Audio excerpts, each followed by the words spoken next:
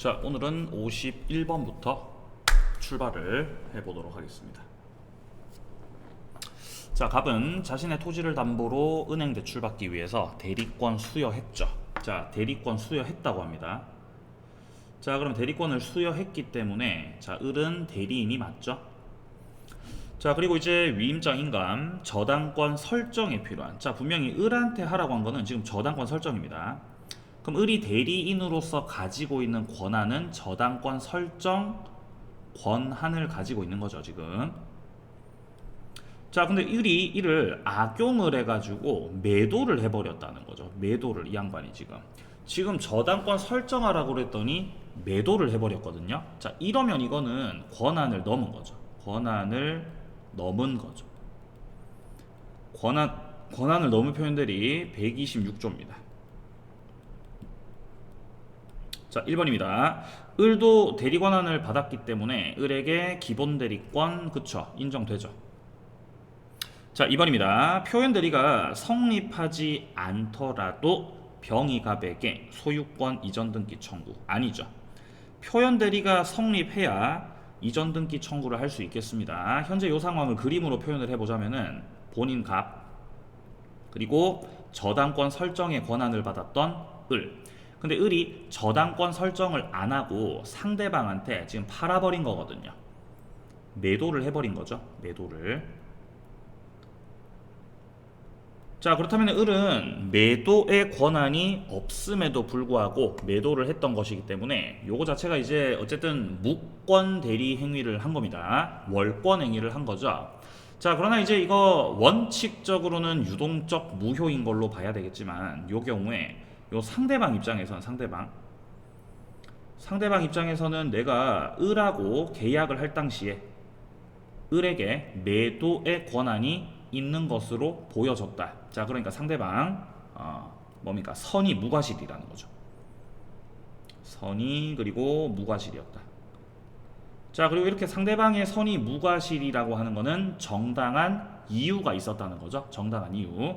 자, 정당한 이유가 계약 체결 당시에 있었고 요런 상태라면은 126조 권한을 넘은 표현 대리를 본인한테 주장하면서 을하고 체결했던 계약이 유효라고 하는 거거든요. 계약은 유효가 맞아. 이렇게 이제 주장을 펼치는 거죠. 자, 그렇기 때문에 이제 표현 대리가 성립이 돼야 유효가 되면서 병이 갑에게 등기 청구할 수 있을 것인데 표현 대리가 성립하지 않더라도 등기 청구할 수 있다. 이거는 아니죠. 자, 그래서 2번이 정답 처리가 되겠습니다. 자, 3번 같은 경우는 토지거래 허가제를 위반했기 때문에 확정적 무효입니다. 확정적으로 무효. 표현 대리라는 거는 결국 그 법률행위 효력을요 유효로 만들려고 하는 거거든요. 표현 대리는 유효로 만들려고 하는 게 표현 대리인데 이런 식으로 확정 무효 상태라고 한다면은 유효로 될 수가 없죠. 유효될 수가 없기 때문에 이 경우는 표현 대리가 적용될 수 없다라는 겁니다. 자, 맞고요. 4번입니다. 병이 매수 당시에 을에게 대리권 있다고 믿은데 정당한 이유가 있었다는 겁니다. 자, 이렇게 정당한 이유가 있었다라는 거는 상대방 선의 무과실, 요거 말하는 거죠. 선의 무과실. 자, 근데 이 선의 무과실 정당한 이유 요거를 판단하는 시점은요 계약 체결 당시입니다.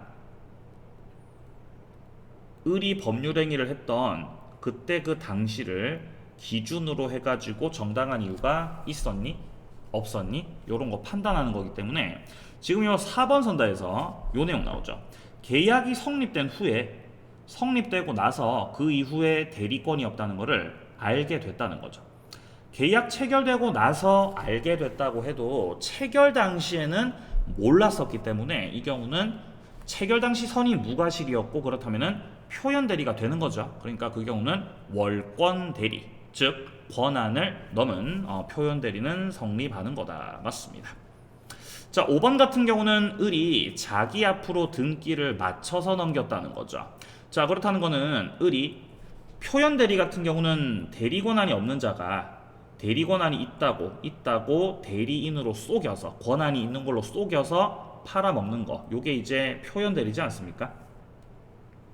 자, 근데 5번 선다 같은 경우는 자기 앞으로 등기를 격려시켜서 넘겼다라는 것입니다. 자, 본인 갑이 있고 그리고 을이 대리인, 권한 있는 것처럼 속여서 상대방한테 넘긴 게 아니라, 자, 이 경우는 자기한테로 등기를 해놓고 이렇게 등기해놓고 그 다음에 넘긴 거죠. 이렇게. 그럼 자기 명의로 등기를 해서 이거는 넘긴 것이기 때문에 이 경우는 을이 병하고 계약을 할 당시에 대리인인 것처럼 꾸몄다 라기보다도 자기가 권리자인 것처럼 꾸민 거죠. 자, 이런 걸 무권리자 처분이라고 합니다. 무권리자의 처분행위다 이렇게 부르죠. 자, 그렇다면 이거는 무권리자로서 처분 행위를 했던 것이기 때문에 이 경우는 갑에게 표현 대리를 주장할 수가 없게 된다.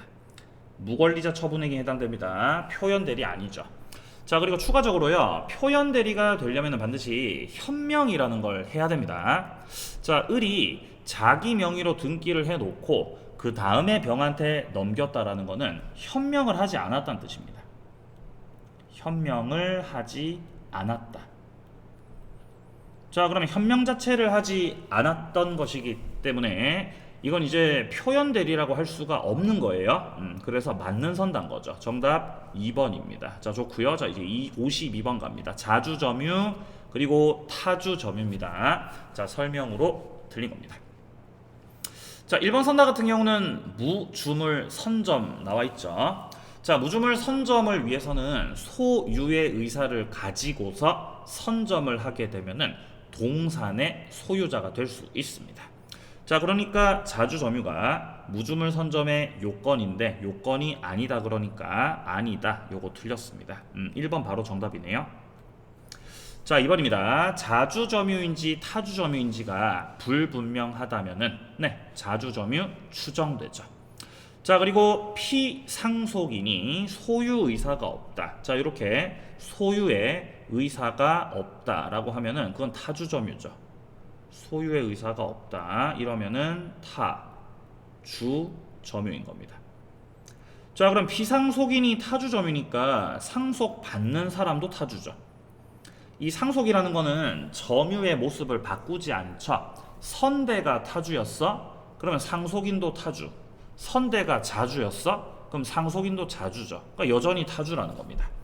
자, 4번입니다. 물건을 매수해서 점유를 하고 있는데 매매가 무효라는 걸 몰랐습니다. 매매가 무효임을 몰랐던 매수인. 자, 이거는 보통의 매수인과 동일하게 취급됩니다. 자, 그 경우는 자주 점유인 것입니다. 맞습니다.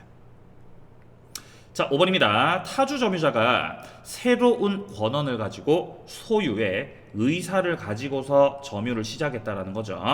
그러면 이렇게 새로운 권한이 생겼다라고 하는 거는 가장 대표적인 게 매매입니다. 매매가 들어와서 매매를 원인으로 해서 점유를 시작한 거니까 이 경우는 자주 점유자가 되는 겁니다. 자, 맞는 선단인데요. 가령 예를 들면 이런 상황입니다. 자, 가령 이제 원래 소유자 갑이 있고 갑이 부동산을 소유했던 상태에서 갑이 소유했던 그 부동산을 을이 빌릴 수가 있겠죠. 자, 그래서 갑으로부터 을이 빌렸습니다. 그럼 빌린 거니까 을은 임차인으로서 점유를 하는 거죠. 임차인으로서. 그럼 이렇게 임차인으로서 점유를 하고 있는 거는 지금 현재 타주 점유를 하고 있다는 뜻입니다. 자, 을이 하고 있는 점유는 타주 점유, 타주. 자, 타주로 하고 있다, 타주. 자, 임차인은 빌려 쓰는 사람이기 때문에 소유의 의사가 없는 거죠.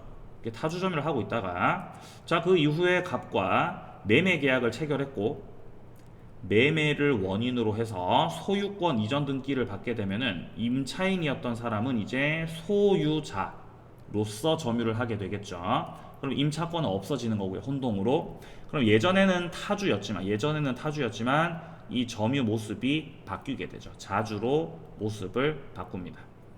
자, 그럼 결국 타주 점유였던 사람이 이렇게 자주로 바뀌게 되는 건데 이렇게 타주를 자주로 바꿀 수 있는 거는 매매라고 하는 새로운 권한이 존재하기 때문으로 그렇게 봐야 되겠죠.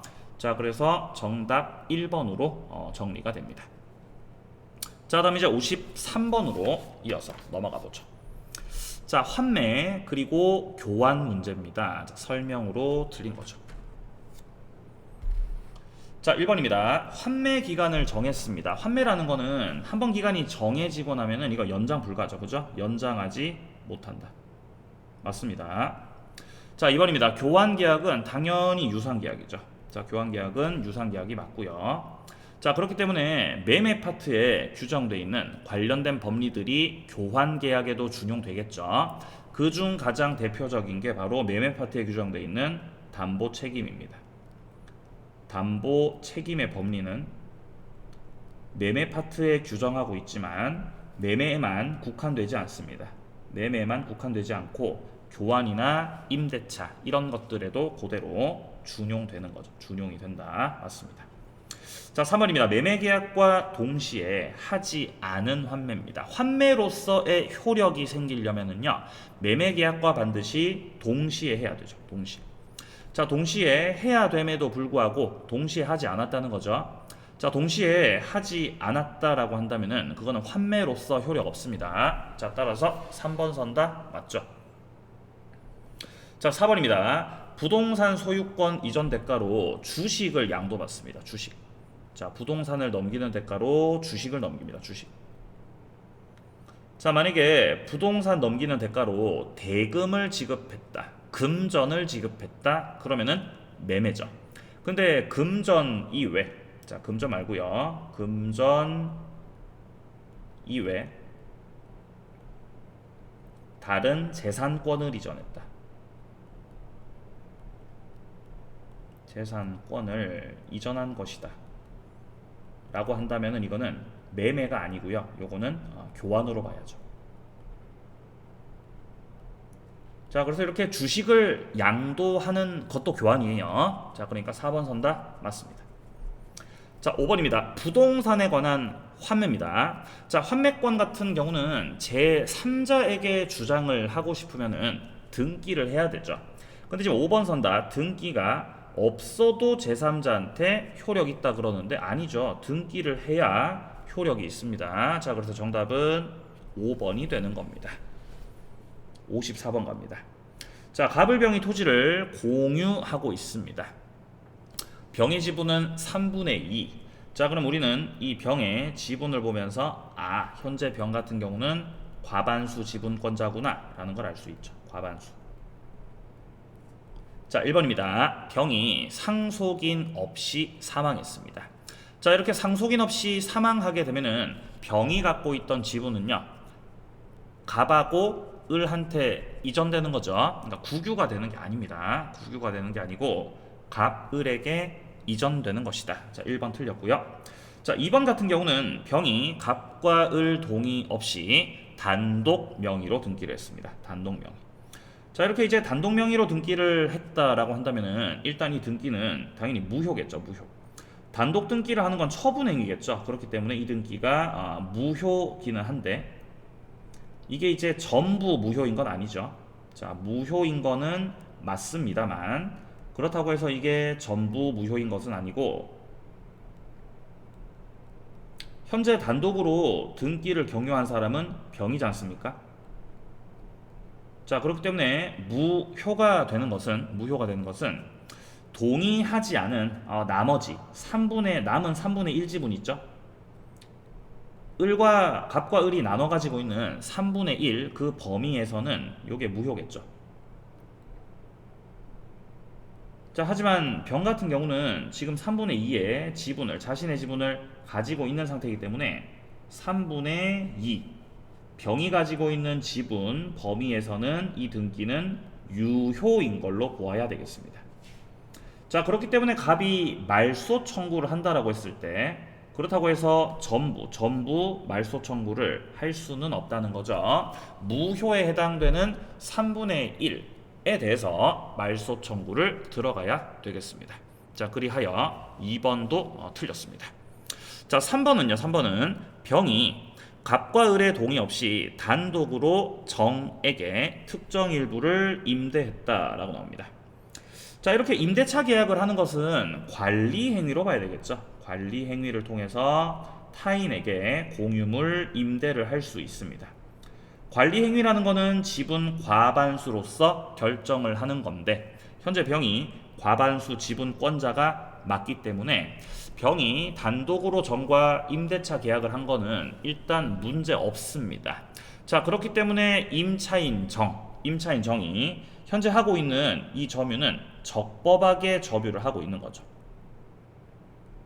자, 현재 적법 점유를 하고 있는 상태이기 때문에 적법하게 점유를 하고 있는 정 상대로 해가지고 을이 점유 배제 나가라고 물권적 청구권 행사를 하겠다? 자, 그거는 안 됩니다. 자, 그래서 3번도 틀렸다. 자, 4번입니다. 병이 갑과 을 동의 없이 단독으로 토지 전부를 정에게 임대를 했습니다. 자, 역시 이때 이 정의 점유는 적법 정당한 점유를 하고 있는 거죠. 자, 이때 갑이 정 상대로 해가지고 지분에 상하는 임료 상당액 부당이득 반환 청구 안 되죠. 자, 이때는 임료 상당액 부당이득 반환 청구를요 정에게 하는 게 아니죠. 자, 요거는 과반수 지분권자 병에게 해야 되는 거죠. 임대차 계약을 체결해서 땅을 빌려준 임대인이 병이죠. 그러니까 임차인 정 같은 경우는 병에게 임대료를 지불하지 않겠습니까? 자, 그렇기 때문에 갑은 세입자 정에게 임대료를 청구할 것이 아니라 과반수 지분권자 병에게 청구를 해야 되므로 요 4번도 틀렸습니다. 자, 그래서 이제 요 문제는 자연스럽게 5번이 정답 처리가 될 수밖에 없는데요. 이 5번 같은 경우는 상당히 좀 지역적인 판례입니다. 자, 요 같은 경우는 지금 정이 토지에다가 건물을 축조해서 시효를 완성했다고 되어 있습니다. 자, 취득 시효를 완성했다라고 되어 있죠. 자, 현재 요 땅 같은 경우는 지금 현재 갑을 병이 공유를 하고 있는 땅이지 않습니까? 자, 어쨌든 토지가 이렇게 있는 상태에서 토지를 갑 그리고 을, 병 셋이서 공유를 하고 있는 상태거든요. 근데 이렇게 공유하고 있는 토지에 대해서 정이 20년의 시효를 완성한 그런 상황입니다. 지금 현재. 자, 이렇게 시효가 완성이 됐으니까 현재 토지를 소유하고 있는 갑을병 같은 경우는 시효 완성자 정 상대로 해가지고 이 정이 그 위에 지은 건물 여기에 대해서 철거 청구할 수 없겠죠. 오히려 이제 20년을 채웠기 때문에 정에게 소유권 이전 등기를 넘겨줄 의무를 지고 있습니다. 갑을병이. 자, 근데 요런 상태에서야 지금 둘째 줄 보게 되면은 을이 무에게 지분을 팔았다라고 되어 있습니다. 그러면은 을이 가지고 있던 지분이 무한테 넘어간 거죠, 지금. 그럼 무 같은 경우는 지분의 승계인이거든요. 만약에 토지가 통째로 다른 사람한테 넘어가가지고 소유자가 바뀐 상황이다라고 한다면은 그 토지 양수인이 시효 완성자 상대로 해가지고 물권적 청구권, 뭐 예컨대 건물 철거 청구 이런 것들을 할 수가 있겠지만 지금은 토지 양수인이 아니죠. 이 무 같은 경우는 자, 한번 써보죠. 토지를 양수받은 사람이 아닙니다. 토지 양수인이 아니라 그저 토지 소유권 안에 있는 지분의 승계인에 불과하다는 겁니다. 그냥 지분을 넘겨받은 지분 승계인에 불과한 상황이다. 자, 그렇기 때문에 지분만 넘겨받은 무가 시효 완성자를 상대로 해가지고 물권적 청구권을 행사하는 것은 안 된다라고 했던 판례입니다. 자, 그래서 이게 이제 맞는 지문인 것이죠. 자, 해서 이제 요 문제 정답은요 5번으로 정리가 되겠다라는 것입니다. 자, 다음 이제 55번 문제인데요. 근저당권의 피담보 채권 확정 시기를 묻고 있습니다. 자, 근저당권에 있어서는 피담보 채권이 확정되지 않고 이제 불특정, 증감 변동하는 그런 채권이죠. 자, 근데 근저당권에 피담보 채권이 확정되는 시기 같은 경우는 경기도 파산이라고 그랬죠. 경매 신청. 자, 그리고 기본 계약이 해지됐을 때, 그리고 결산기가 도래가 됐을 때, 마지막으로 채무자가 파산했을 때. 자, 이런 것들이 근저당권에 있어서의 채권 확정 사유들입니다. 자, 그래서 1번에 채무자가 파산 선고를 받았을 때. 자, 2번은 기본계약상에 결산기 도래했을 때, 경매 신청을 스스로 했을 때, 기간이 다 만료가 됐을 때. 자, 이런 것들은 다 확정 시기가 맞습니다. 근데 5번 같은 경우는 후순위 전세권자. 다른 사람이 지금 경매를 신청한 거지 않습니까? 다른 사람이 경매를 신청했던 거기 때문에 이 5번 선다 같은 경우는 피담보 채권, 1순위 근저당권자의 피담보 채권이 확정되는 시점은 이 경우는 경락대금이죠. 자, 좀 뒤로 늦춰지죠. 경락대금이 완납되는 그 시점에서 이제 채권이 확정됩니다. 자, 그래서 이제 5번은 경매 신청 시다 라고 나오고 있기 때문에 근저당권 피담보 채권 확정 시기가 아니고 정답 5번으로 이렇게 처리가 되겠습니다. 자, 오늘 문제도 이렇게 힘차게 풀어 보았고요. 또 내일 이 시간 56번서부터 또 힘차게 나가보도록 하겠습니다. 여러분들 모두 빠이빠이.